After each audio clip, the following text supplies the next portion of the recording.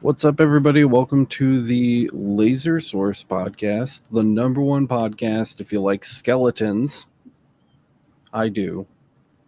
Miranda Spooky, thinks, scary skeletons. I don't think, not even spooky, scary ones. I have been talking to my wife about what to do with our cat when he bites it because he's getting super old.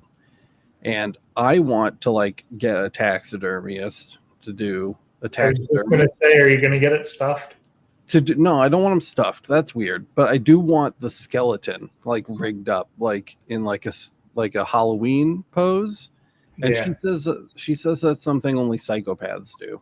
But I feel like that's a normal thing to do.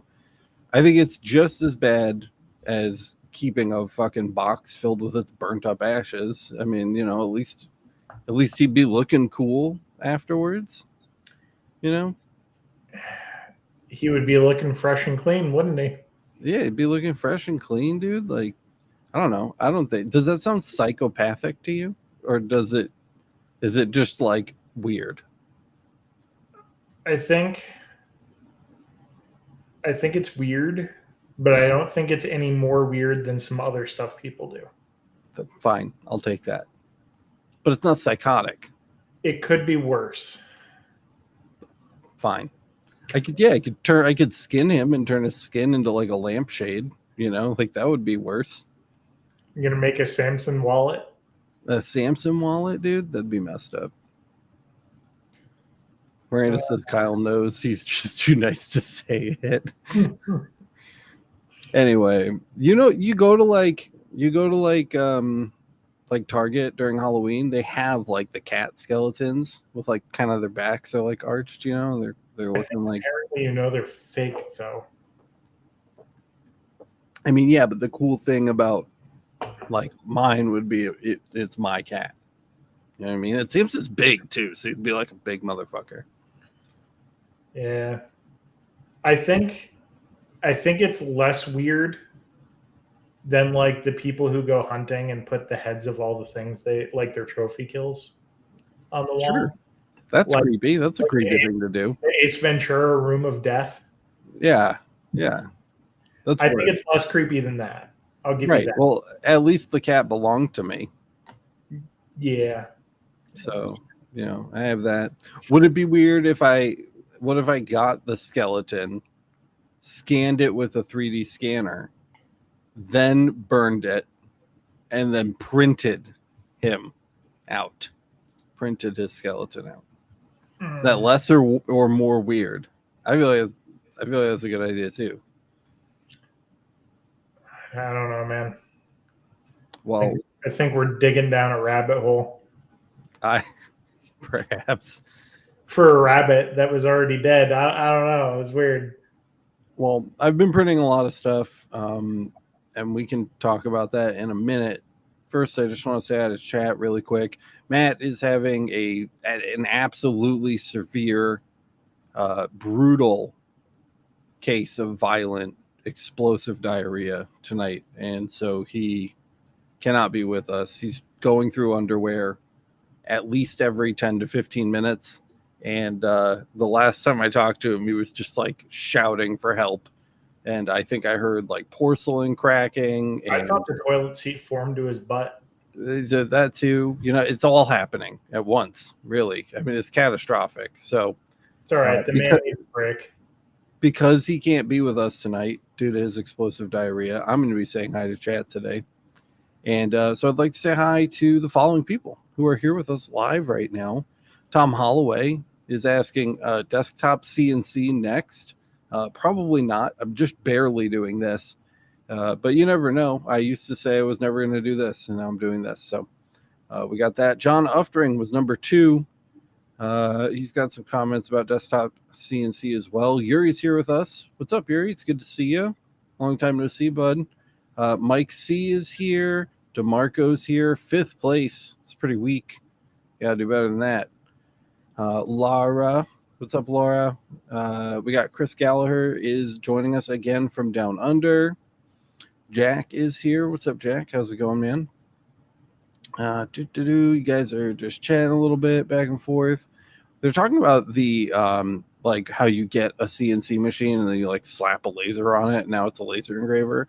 I don't like that either. I think that's like a shoddy way to do it. No. Lasers are too inexpensive to do it that way.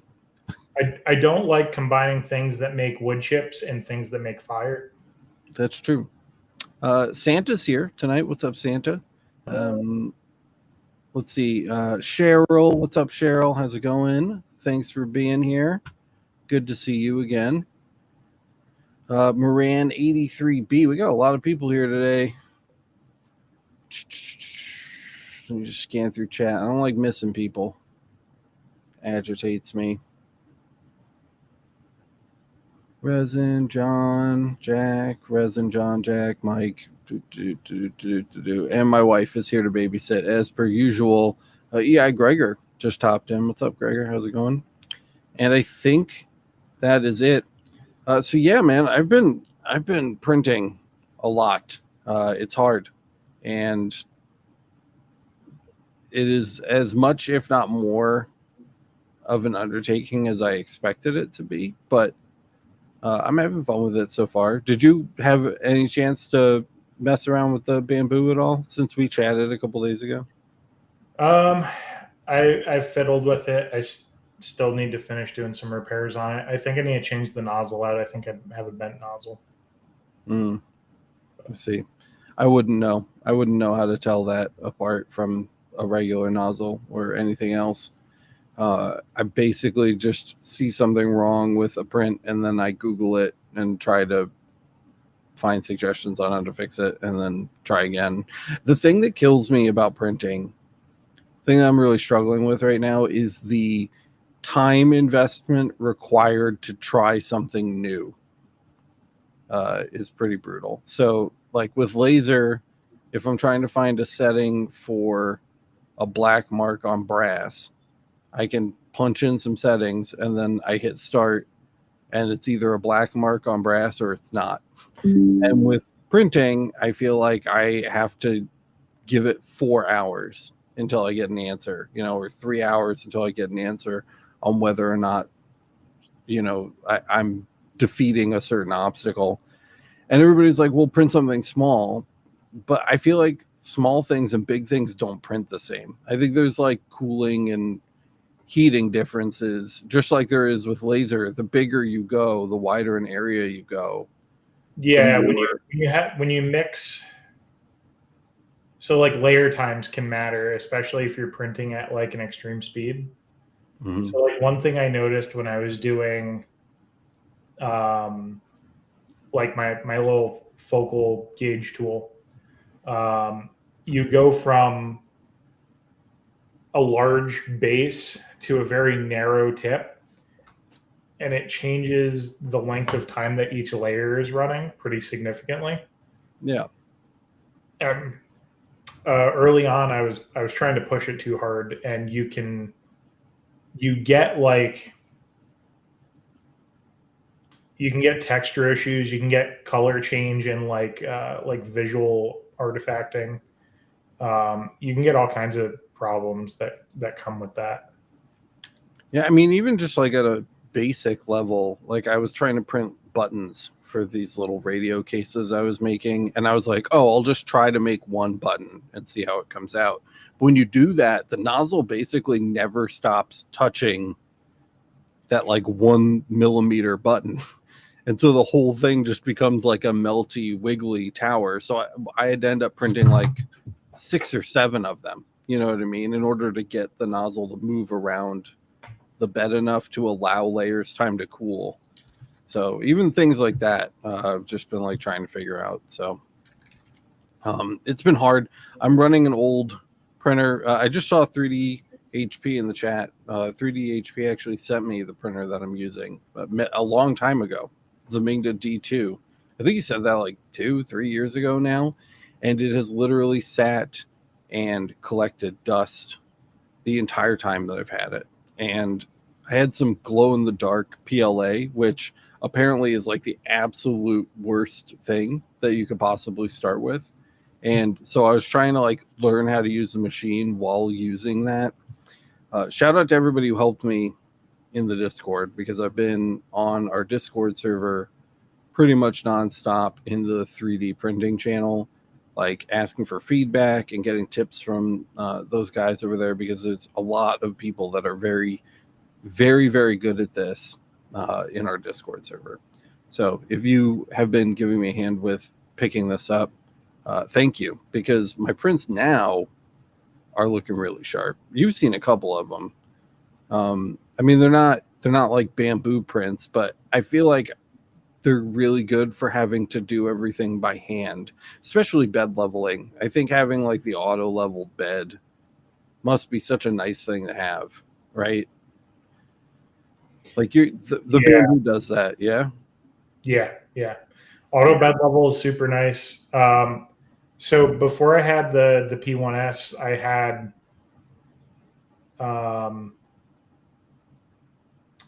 it is basically a Voron clone, but it's mass produced. Mhm.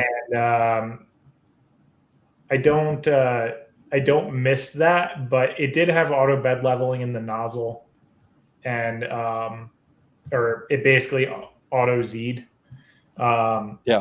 and adjusted with the flying gantry. Mhm. It wasn't as great of an implementation. Part of that is just me. To be fair, I just wasn't great with it. But Yep.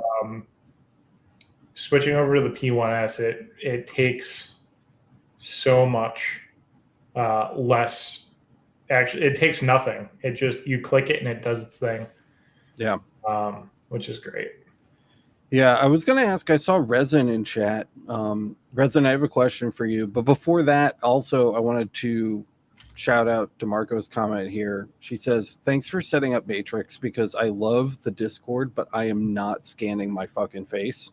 You're welcome. I'm glad to hear you're excited about it. Actually, I haven't logged into it today, so if you guys have logged in since I made that announcement over the weekend, I'm sorry, but I'll head over there after the show. Basically, Discord is going to start treating everybody as if they have a child account starting soon. I don't know when, in the very near future. So you're going to see like a heavily censored version of Discord with a lot of the features completely neutered, including like voice and video calls. I posted a link to an article about it. You can find it in the Discord announcements channel. And basically, to get past that barrier, you have to scan your face or provide them with your photo ID in order to continue using their service, which I'm not stoked about. A lot of you guys, knowing you, I feel like I know a lot of you pretty well. You guys are not going to be stoked about that. We have a Matrix server, and we have had a Matrix server for a while, and it's gone through a few iterations of like ironed out bugs and stuff, but the current version of it has been up for at least 6 months and has been running very strong and has been super stable. I've been really happy with it. Of all my crazy like development projects that I do on the web and for Make Army and all of that stuff, the Matrix server is one of the absolute most stable and successful of them. You can find a link to it to sign up.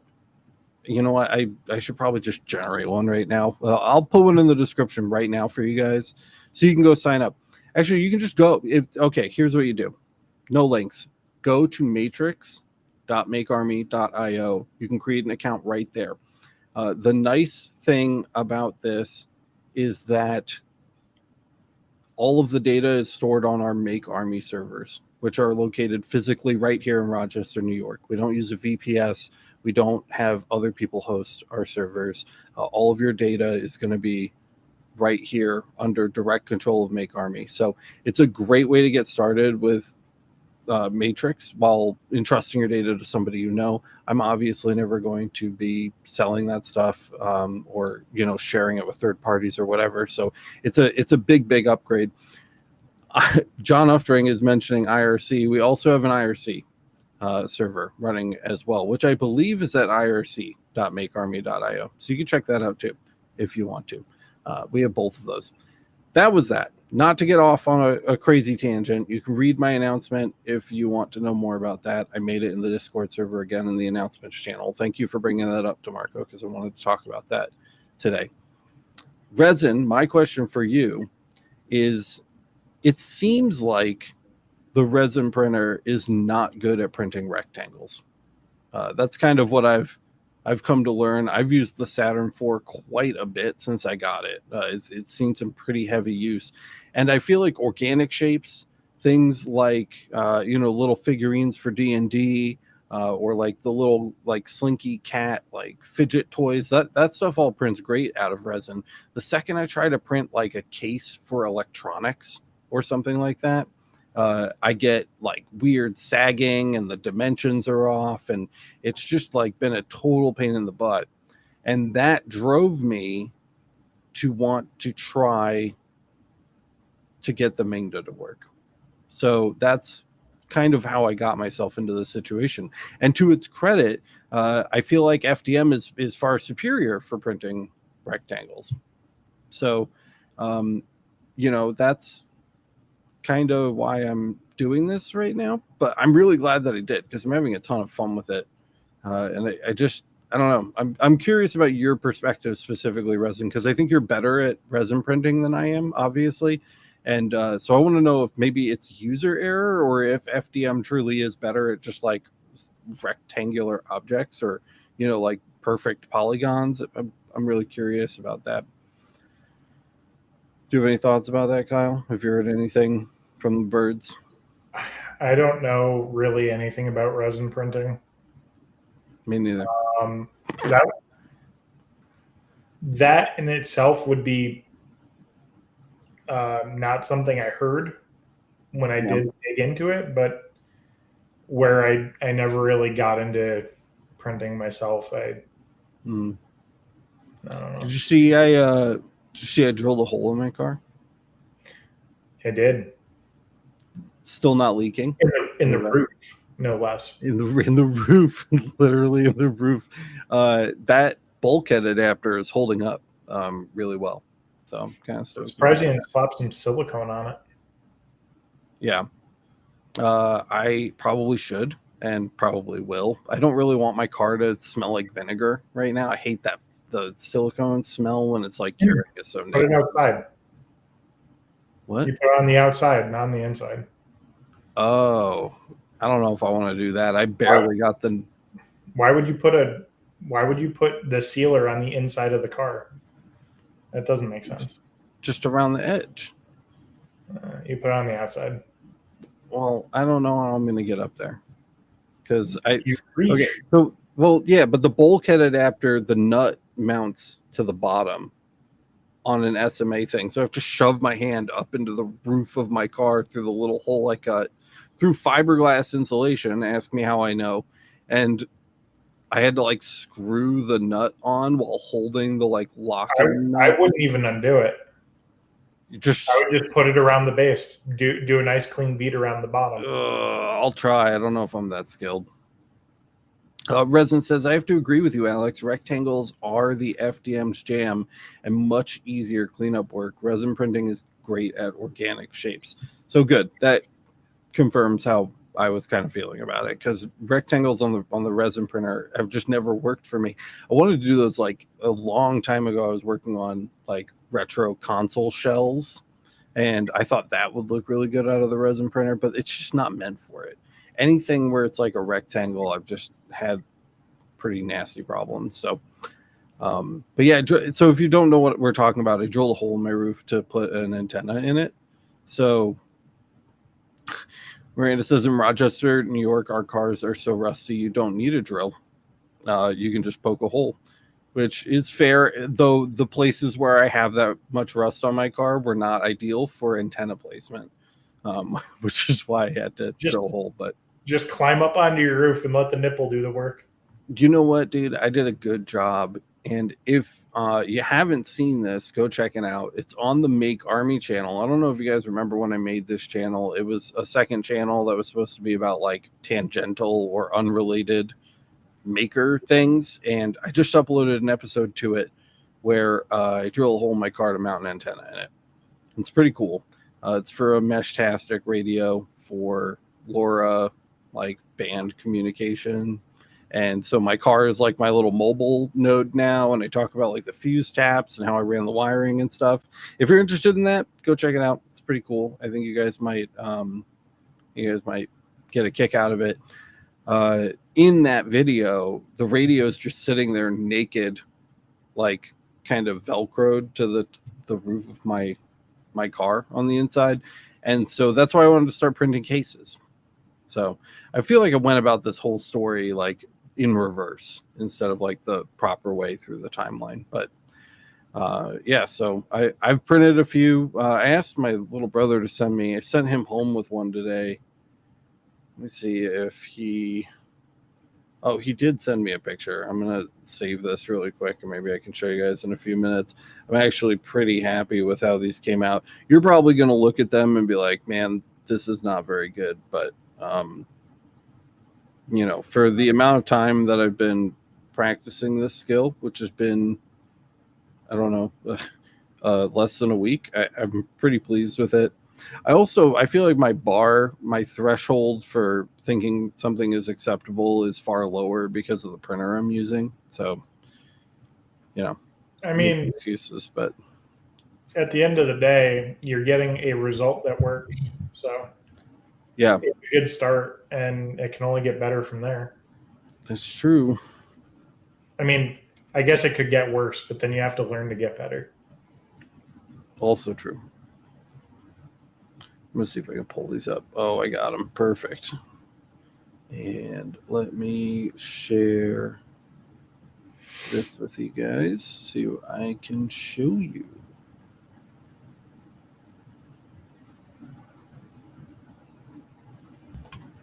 There's my first case. It's my first radio case. It's pretty cool. So there's a T-Beam Supreme in there, and I went for like a white and black color scheme, which I think looks pretty cool. Chris called it an Oreo color scheme. So it's got a white faceplate and a black front and back. There's an 18650 in there, so the back housing juds out a little bit, and then it's got a cool textured faceplate with little hexagons on it. And then I even 3D printed these little buttons. Though I was told that my printer can do TPU, which I haven't tried yet. I think TPU might make for better little buttons because it's got some flex to it, you know? And so it might be a little more pleasing to use TPU buttons, but I haven't gotten that far yet.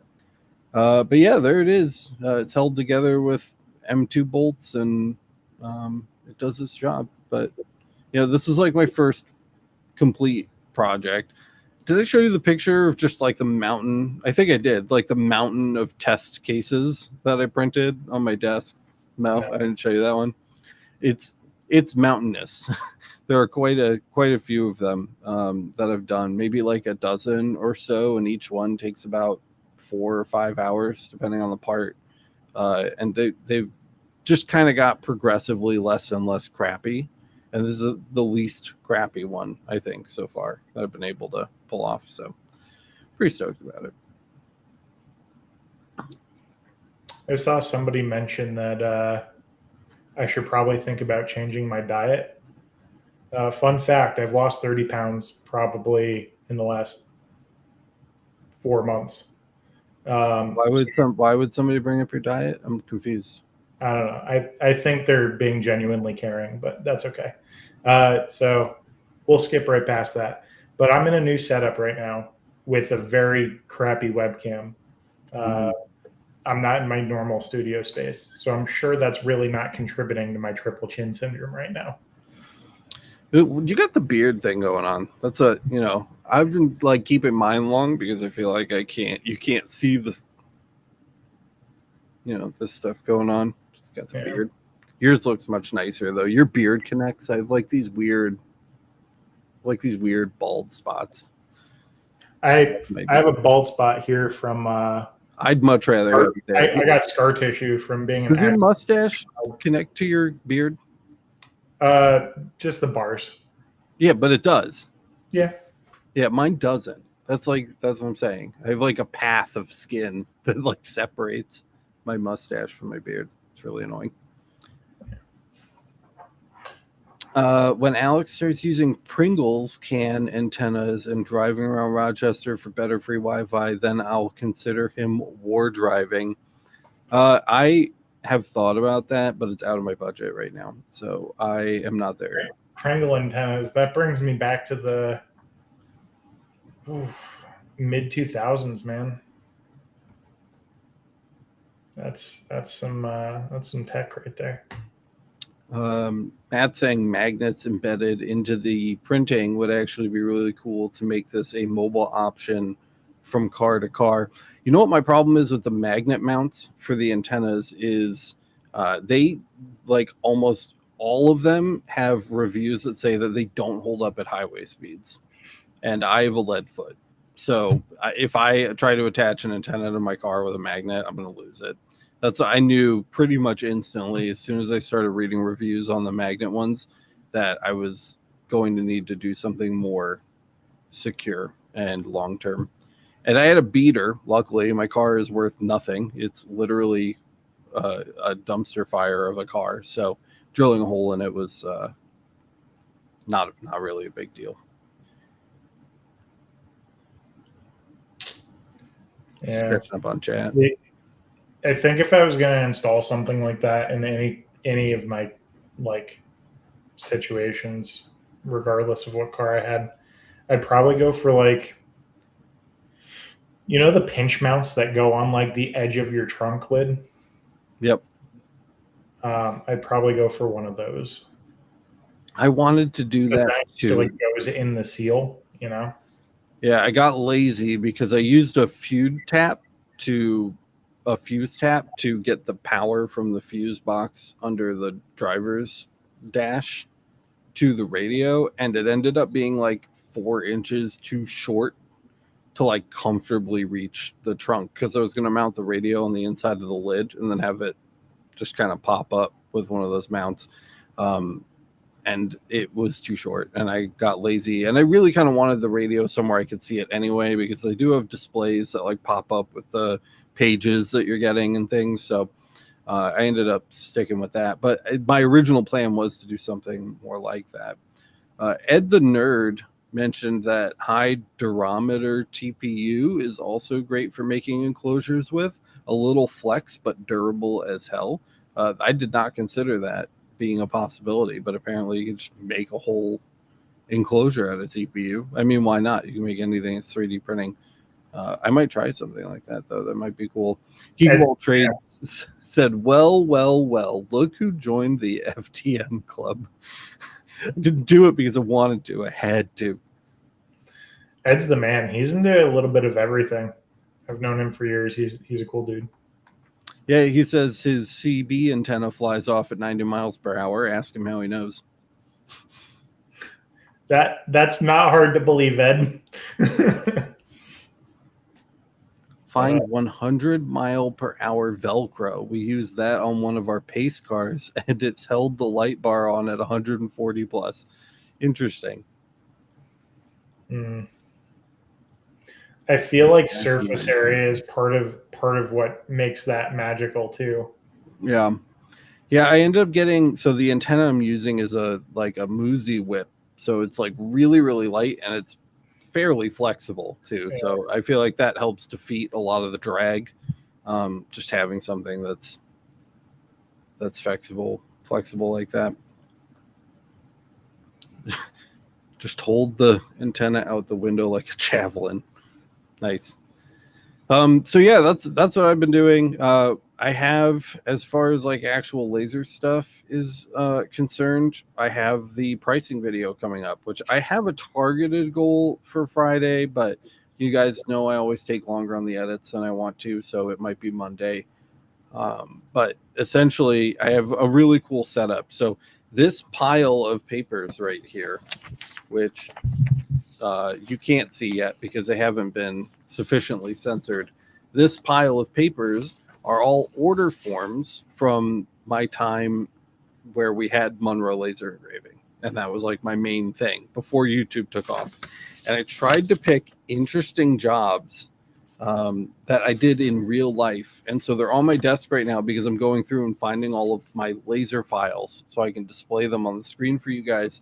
What we're going to do is we're going to have like, I bought a couple whiteboards, and Rhiannon and I are going to try to price out these jobs based on the description, and then we'll reveal what I actually charged and what year I charged it in, because I mean time is relevant too, because most of these are 3 or 4 years old at this point.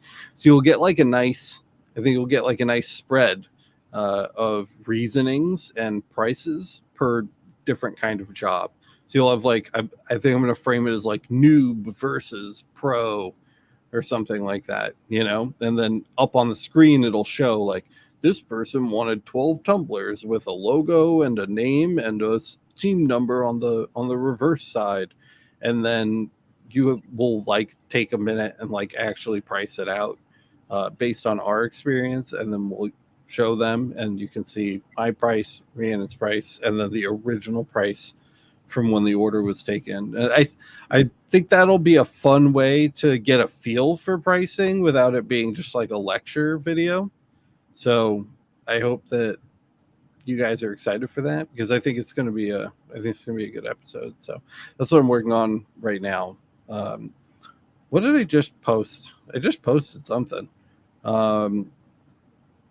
Oh, it was a tier list video. I forgot that I had last week on the podcast, we did the modifying the tier list before the actual episode even came out. So hopefully you guys watched that one after last week's podcast episode and got to see how we got to the original standings that we started with at the beginning of the podcast episode, because I feel like it's insightful. How many years ago was it? These orders span from 2021 to 2022. I don't think I saw any 2023 in here. I think we were pretty heavily doing the channel full time at that point. So it looks like 2021 to 2022 as a range. So not like super long ago, but long enough ago that the current state of the U.S. economy has certainly had an impact on how I'd be pricing these things, which I'm trying not to look too much. I know I've gotten a bit of an idea of like what these jobs cost when I took the orders, but I don't want it to influence how I'm answering now. And it's hard because I don't have like a host. I don't have like a presenter or mediator that could stand there and like do the prep for me so that I'm going into it completely blind. But I'd like to go in as blind as humanly possible to make the experience authentic. So, yeah.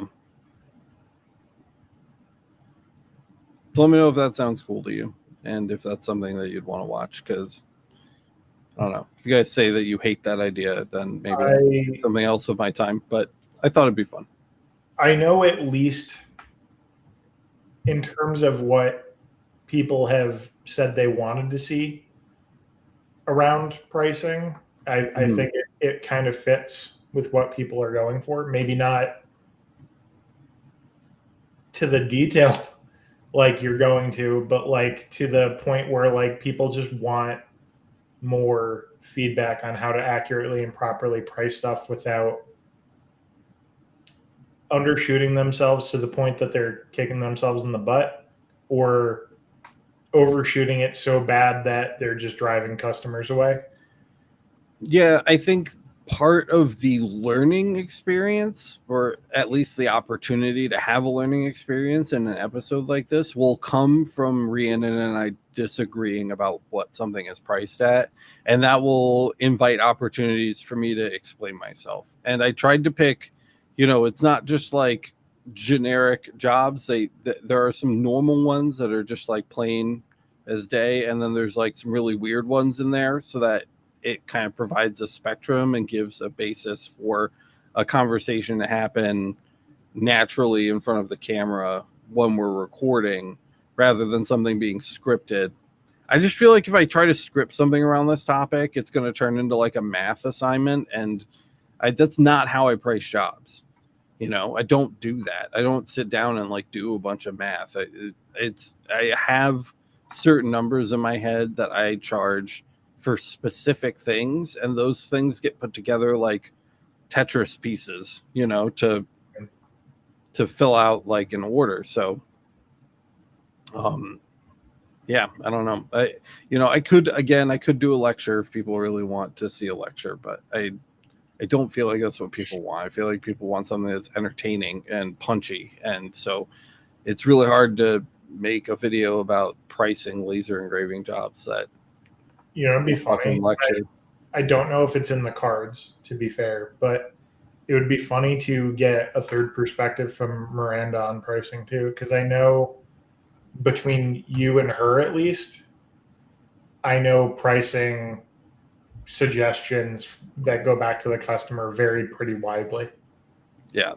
Rhiannon, I'm not super familiar with where she's at for pricing compared to you and her, but I think Rhiannon is low generally, but I think it's because she, for the most part, doesn't have an appreciation for the not laser work required to do the lasering, so she ends up thinking like, oh, it's 2 lines of text on a thing, that's easy, but then the thing is an urn, and the urn is made out of plexiglass with a faux marble lid, and when the customer dropped it off, it was on fire, like things that aren't necessarily the laser engraving, but like have to be taken into consideration.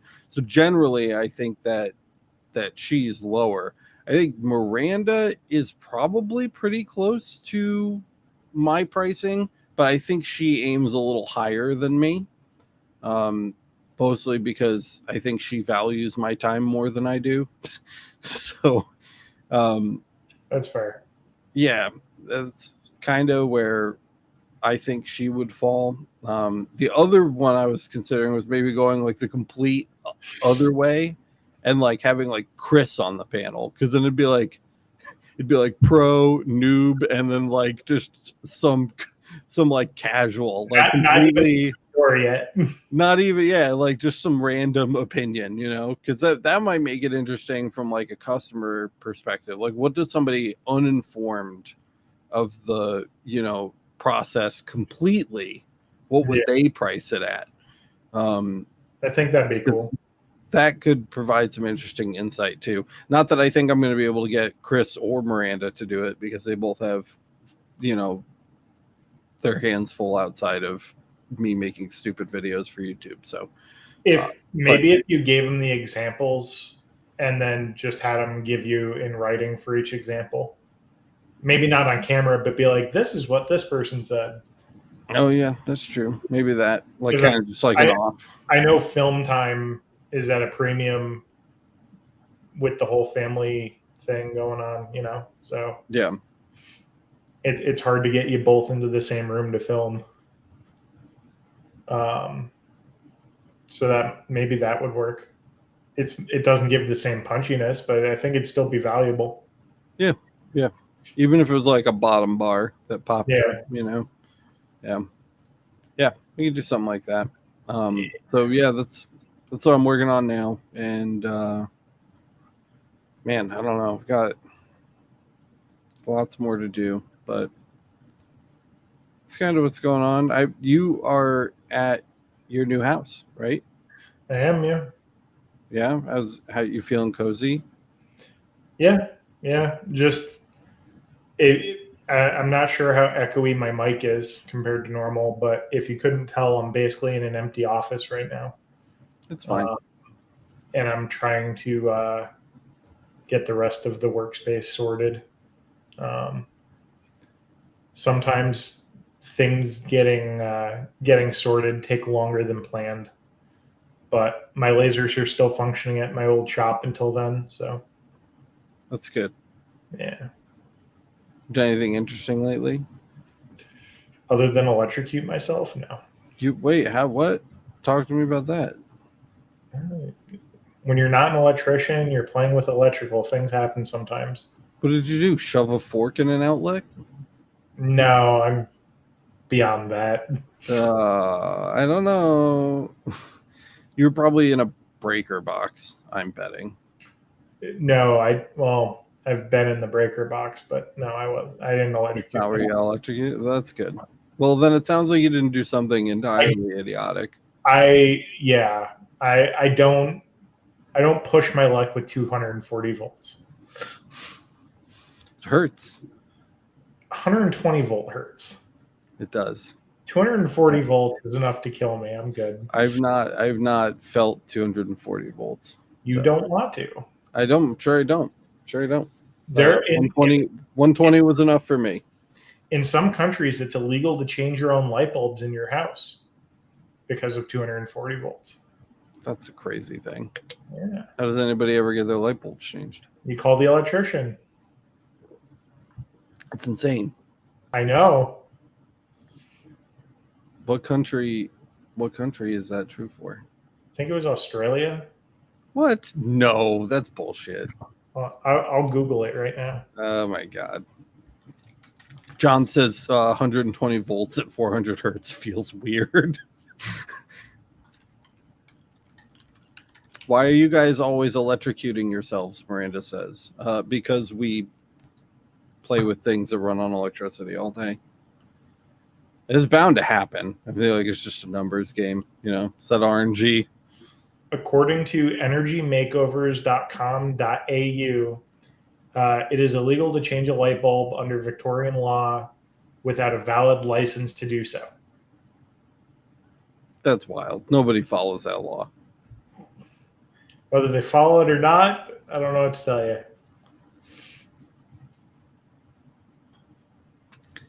Oh my God, Chris confirms. If you have the option of 240, yes, technically changing a light bulb is illegal.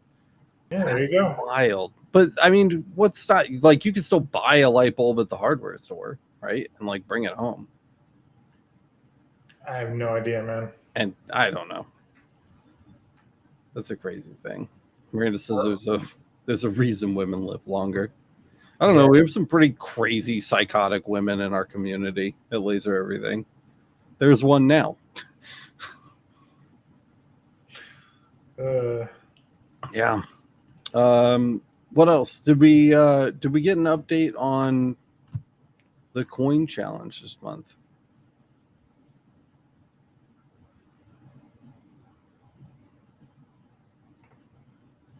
If you can't tell, there's a pause because I'm looking.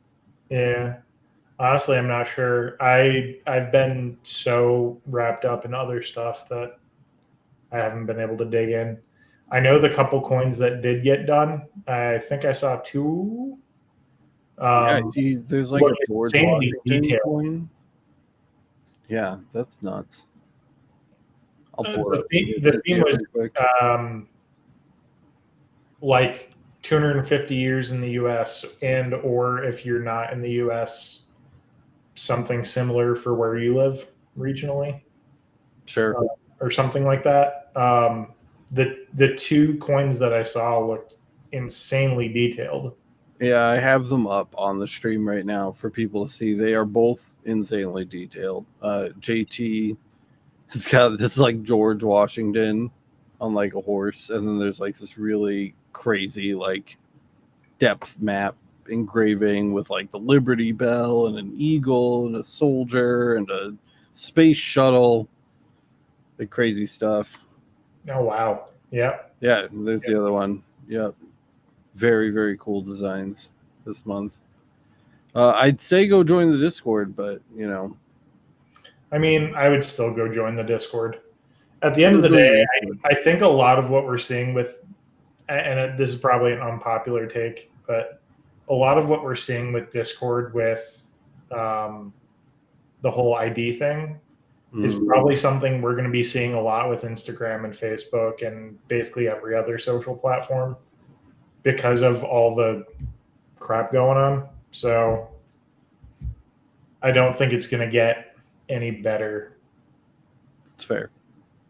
And the reality of running a business is you have to go where your customers are sometimes. So get used to it. Also true. Well, the coin challenge is here, guys. Anthony, thank you. Shout out Anthony. Runs it every single month for us. I don't think I see... Oh, this month's challenge. Here we go. So because Dysonium won again. Congratulations. He gets to pick. It says present your best or favorite coin you have made, but previously have not entered into the Laser Everything Challenge coin contest. No restrictions, no restriction on theme, and you may enter a new coin as long as it's your best or favorite. So that's cool. I'm going to give that a thumbs up. I like how that's open-ended, and I also like the addendum that you can't use something you've already entered. It forces you to do something new. It does. Or at least something new to the contest. It could even be, I think the way that I'm reading this, it could even be something that you maybe tried to engrave for the coin competition but didn't end up submitting, like maybe your best attempt thus far that hasn't been submitted. Those would be interesting for me to see. I would like to see what people thought weren't good enough to submit, because there's probably some good stuff in there, and then they end up submitting it for this one because it's already done. Santa says, well, I feel bad about my coins, lol. Those are awesome. Don't feel bad about your coins. The whole point of the coin challenge is to work on your skills personally and to share what you've worked on and discuss what you've worked on. It's not about making people feel bad or showing off. Although I don't think something we do, but it's not about that. It's about learning to do new stuff and pushing yourself to do better. The only prize is being able to pick the theme for the next month. So It's not like there's no stakes, like just the thing you get out of participating is you can ask people for feedback. You can give other people feedback. You can ask people how they did something specifically. It's the whole point of it's to help you improve. So. Specifically, I mean, it's a really good excuse to talk to people like Dysonian who make shit like this, and you basically get direct feedback from the people that they're doing like the world's best coins right now. So that's a really good reason to participate, which I still haven't done. But I'm super busy. When's the last time you dropped a coin in there? Not that you have any more time than me, because you don't. But I participated in November, so 2-3 months ago. Nice. We're in February now, right? Yeah. Did you win? No. Does it matter? No, I consider myself. I won in the sense that I learned how to do something new. Yeah. I got a color palette of 7 different colors on brass now. And I mean colors, not tones. I still haven't done that. I'd really like to do that. That seems super fun. Really enjoyable. I spent a lot of time testing that, but nice. I got some more I want to do with it.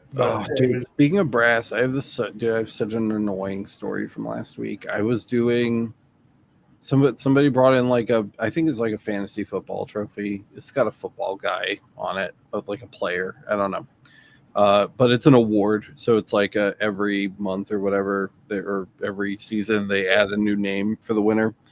And so this guy brings in this plate, and it's like this brass plate with black lacquer on it. We see that all the time. It's super common. So I just threw it at Rhiannon, and I was like, can you go knock this out really quick? And she took it back there and just blasted it, and it was an aluminum plate. It was like anodized gold somehow, or like it had like an electroplating on it.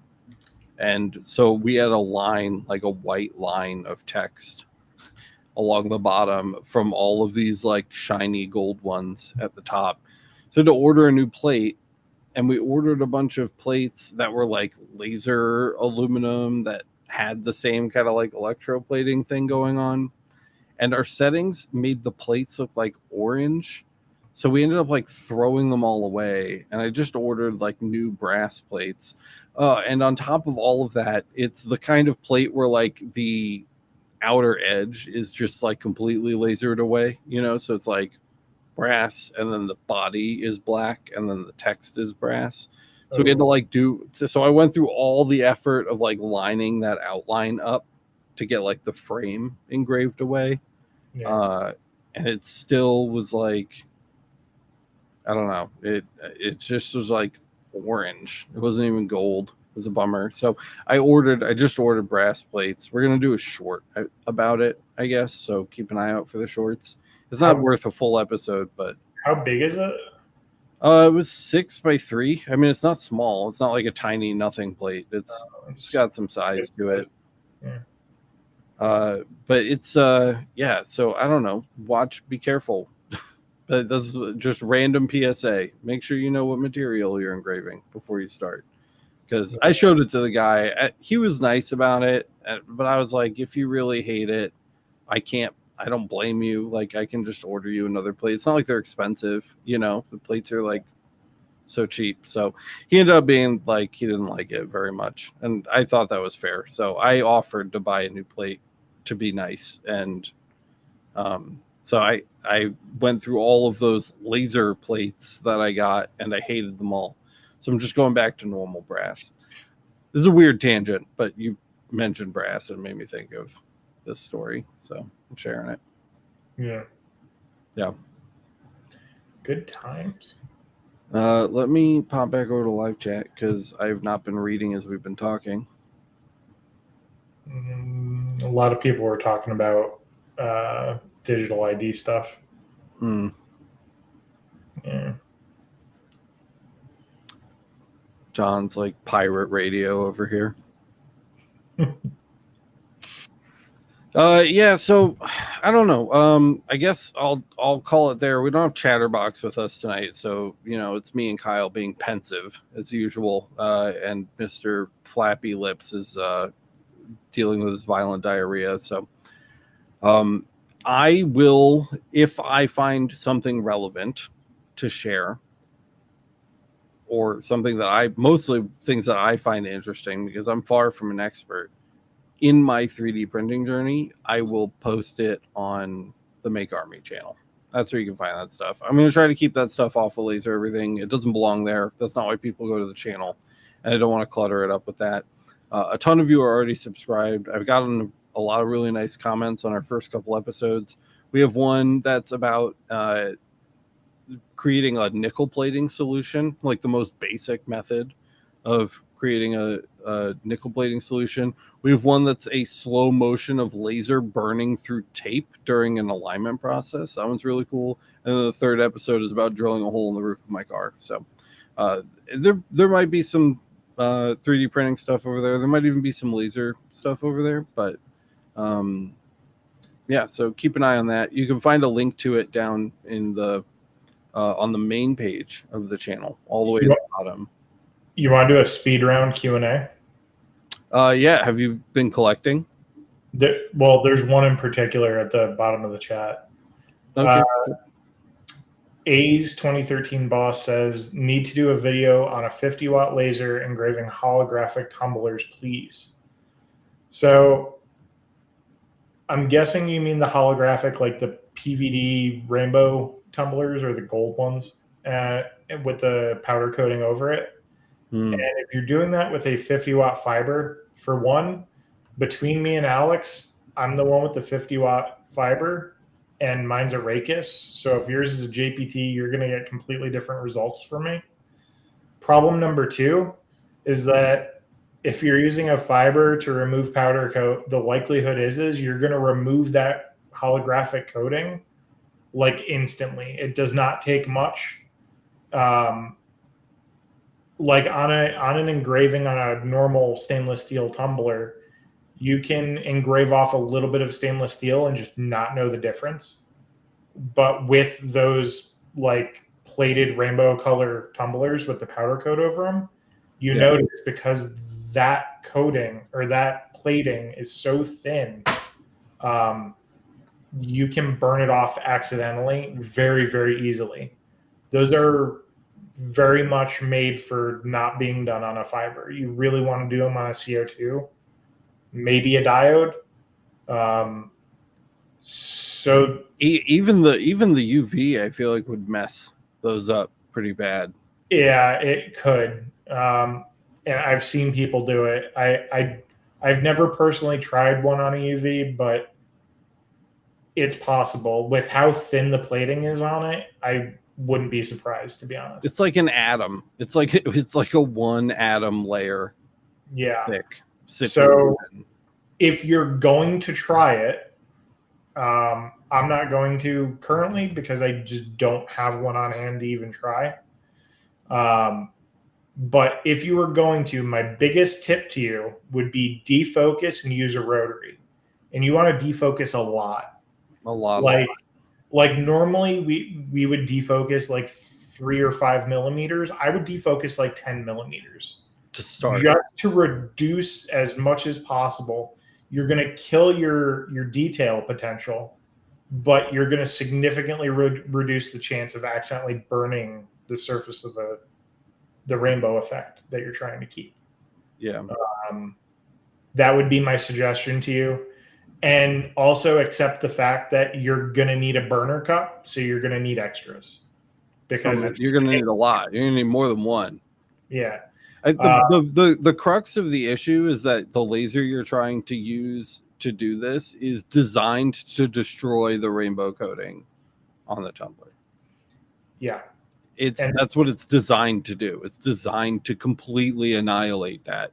The powder coating is honestly probably harder to remove than that rainbow coating is. So you're going from something that takes a bunch of energy to something that takes less energy to then something that takes more energy to eat into. So it's kind of like trying to hit an Oreo with a hammer without disrupting the cream filling. And it just isn't going to work out too easily. You're kind of fighting an uphill battle, but I hope the tip helps. That's the best option I would have. And you really want to do it out of focus, unfortunately. So you really need a rotary with small split size. You're not going to be project marking it probably. If you had a 3D head, you might be able to set the focus much higher and you could focus high around the curve, but I don't know how that would work with project mark with a shifting focal point. But yeah, John mentioned I digress.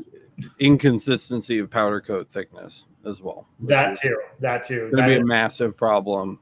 I don't even know if it's possible. It's an uphill battle. You're really going to struggle. Just doing regular powder coated tumblers on a fiber is difficult enough as is without and difficult enough. Yeah, without ablating the surface of the metal below the powder coating. When you mix in the fact that you've now have this incredibly fragile one atom thick layer of bullshit that you absolutely cannot touch between those two things, I don't know if it's even worth your time. That may just be a wait and invest in something else. It doesn't even have to be expensive. I mean, like Anthony did tumblers all the time with on a diode. Like on his Niji. Yeah. He started on a diode doing them. And they came out great. They're fine, you know? So and that's like what? I mean, a $300 investment could get you started with that. And you're going to have so much better results. I know people who have set up, like they've intentionally set up diode lasers. They've chopped down their x-axis so that it's basically just a y-axis machine that is purely set up for doing tumblers on a rotary that's hard mounted below it on a rail. Sure. And they threw opaque acrylic over it and they watch it with the webcam. Yeah. So you could have like a dedicated tumbler machine for like probably $150. Sure. And it would take up less space.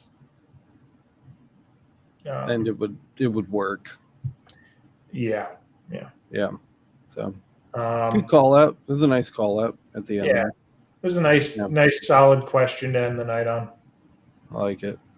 Yeah, we haven't been doing questions. We've been like busy during our podcast days with all different kinds of discussions that haven't been like rock solid Q&As. Maybe I'll advertise the next episode as just like a Q&A episode so that people come in advance with their questions, because I missed everybody plan to have questions next week.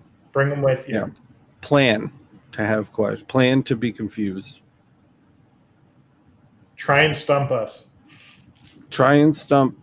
I was going to try to tie that into making a dead cat skeleton, but I couldn't draw the bridge. Didn't work.